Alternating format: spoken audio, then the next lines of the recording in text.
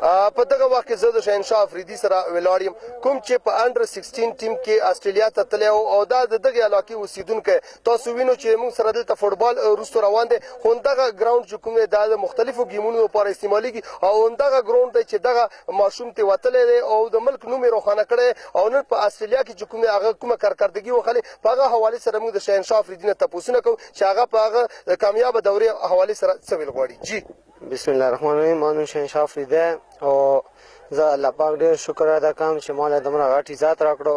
او ټول خلک چې نن دي ما هم کې عزت کړی نو موږ پهله ون ډے سیریز و چې ون ډے مې خیر سره وګټلو 2-1 باندې او بیا 2-1 باندې پهله ون ډے کې ما ډېر ښه پرفارمنس ورکړی او 10 اوور کې مې 21 رن جوړ کړي پهلني 4 اوورونه مې ډن کړي 2 آوټ کړي او په هغه کې چې کوم ما په دریم ون ډے کې سکور کړی او 25 رن مې کړي او دغه 20 کې ما ښه پرفارمنس کړی وکټ یې ما غستې 24 رن مې کړي 2 آوټ کړي